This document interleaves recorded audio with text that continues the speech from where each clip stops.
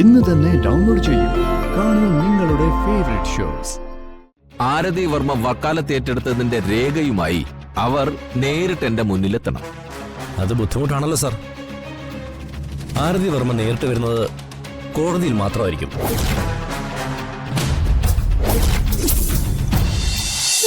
ഞാനിനി ഒരിക്കലും ഒരു വാക്കുകൊണ്ട് പോലും ചേച്ചിയെ വേദനിപ്പിക്കില്ല. അയ്യോ, എന്നോട് പൊറുക്ക്, എന്നെ ശപിക്കില്ല ചേച്ചി.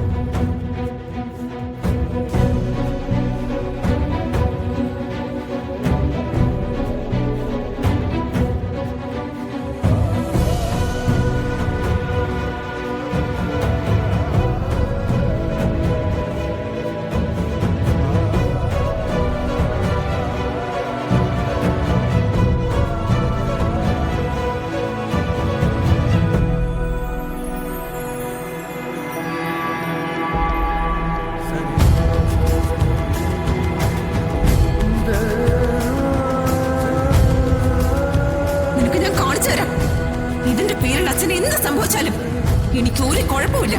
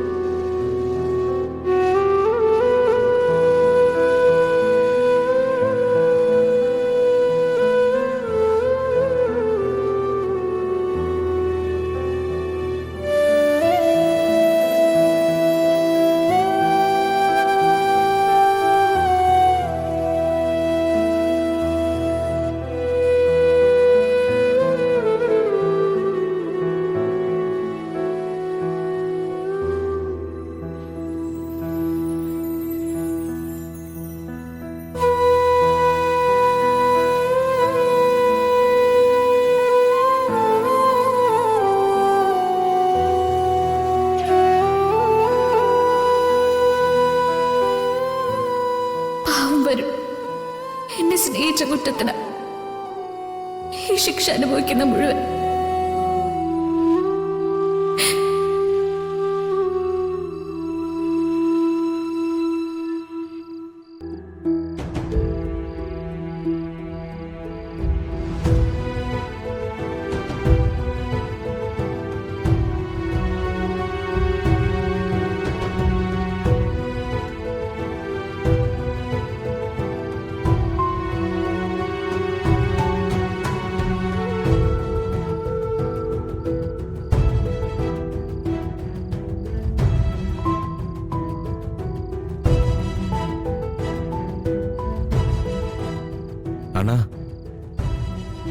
അണ്ണൻ തീരുമാനിച്ചോ അണ്ണ?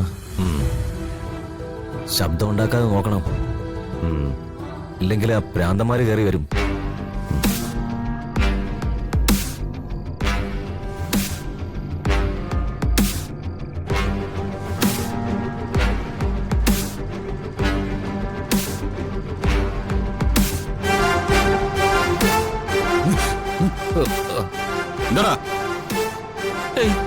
ഒന്നുമില്ല, ഉറക്കം വന്നില്ല. സാറ് ഉറങ്ങിയെന്ന് നോക്കിയില്ല. എന്നാ ചെന്നിരുന്ന് ഉറങ്ങാൻ നോക്ക്. ഓ,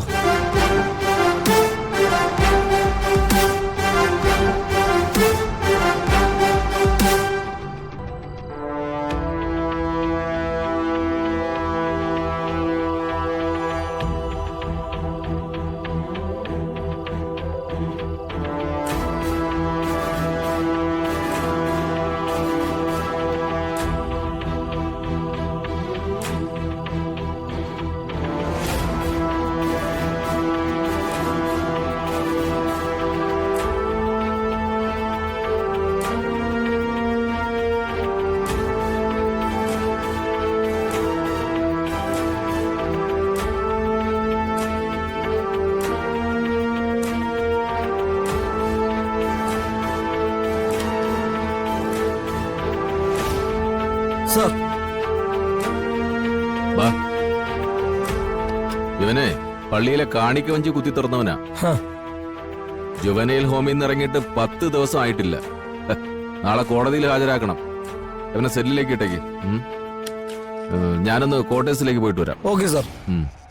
സാർ, സാറിനെ കാണാൻ ആരോ കുറെ നേരമായി കാത്തു വയ്ക്കുന്നു. ആരാ? ഏതോ ഒരു ജൂനിയർ അഡ്വക്കേറ്റ് എന്നാ പറഞ്ഞത്. ഇനി ഈ നേരത്തെ ഉമ്മാർക്ക് എന്താണാവോ? വരാൻ പറ. ശരി സാർ.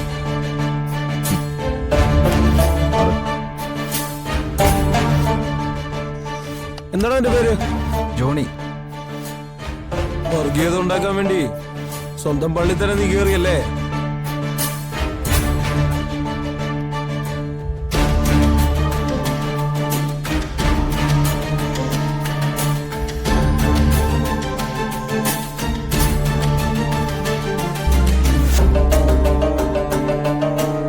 സാർ,